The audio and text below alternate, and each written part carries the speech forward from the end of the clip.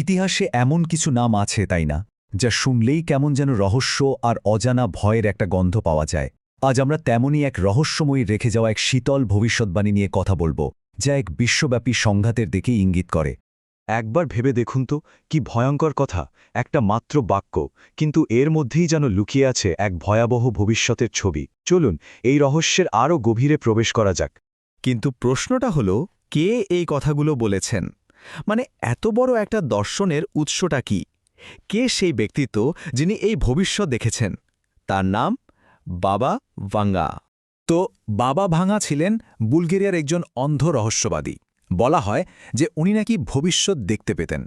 তার রেখে যাওয়া অসংখ্য ভবিষ্যৎবাণীর মধ্যে কোনটা সত্যি কোনটা নয় তা নিয়ে বিশ্বজুড়ে অনেক বিতর্ক আছে। আর এরই মধ্যে কিন্তু লুকিয়ে আছে তৃতীয় বিশ্বযুদ্ধের সেই ভয়ঙ্কর বার্তাটা।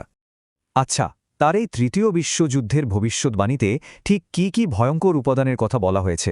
চলুন এই পুরো চিত্রটা একবার ব্যবচ্ছেদ করে দেখি। বাবা ভাঙ্গার মতে এটা কিন্তু কোনো সাধারণ গতানুগতিক যুদ্ধ হবে না। না, এটা হবে মানব ইতিহাসের সবচেয়ে বিধ্বংসী এক সংঘাত, যেটা সময়ের সাথে সাথে পারমাণবিক বা রাসায়নিক ধ্বংসযজ্ঞে পরিণত হতে পারে। উনি আসলে পরপর কি ঘটবে তার একটা শৃঙ্খল বর্ণনা করেছেন। যেমন প্রথমে ইউরোপ প্রায় জনশূন্য হয়ে যাবে, একটা পরিত্যক্ত ভূমির মতো।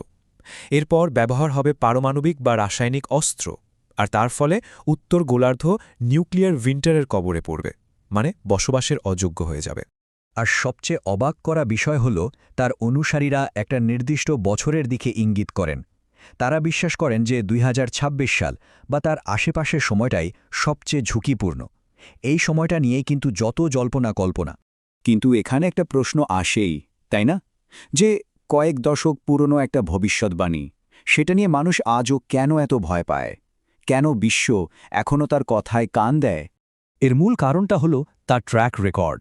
মানে বাবা ভাঙ্গার অনুসারীরা মনে করেন যে তার করা অনেক কথাই একদম আশ্চর্যজনকভাবে সত্যি হয়ে গেছে, আর এটাই তার ভবিষ্যতের ভবিষ্যৎবাণীগুলোকে অন্য একটা মাত্রা দেয়।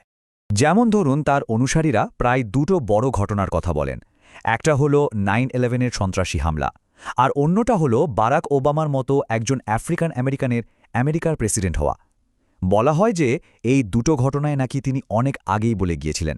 তাহলে ব্যাপারটা বেশ পরিষ্কার, তাই না?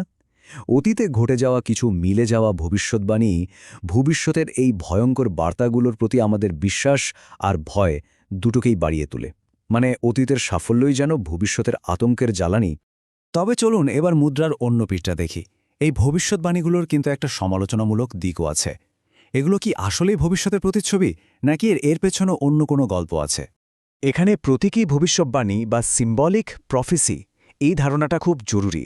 মানে বাবা ভাঙ্গার কথাগুলো খুব কমই সরাসরি ছিল, বেশিরভাগই ছিল রূপক বা মেটাফরিক্যাল, আর কিছুটা অস্পষ্ট। আর এর ফলেই কিন্তু বিভিন্নভাবে সেগুলোকে ব্যাখ্যা করার সুযোগ তৈরি হয়। আর তার কথাগুলোর এই অস্পষ্টতাই কিন্তু সমালোচকদের মূল অস্ত্র। কারণটা খুব সহজ।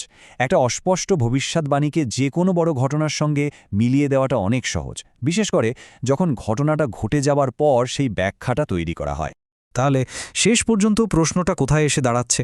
এই ধরনের ভবিষ্যৎবাণীগুলো কি আসলেই আমাদের ভবিষ্যৎটা দেখিয়ে দেয়, নাকি এগুলো আসলে আমাদের নিজেদের মনের গভীরে লুকিয়ে থাকা ভয়, চিন্তা আর আশঙ্কারই একটা প্রতিচ্ছবি? এই ভাবনাটা না হয় আপনাদের জন্যই তোলা থাকলো।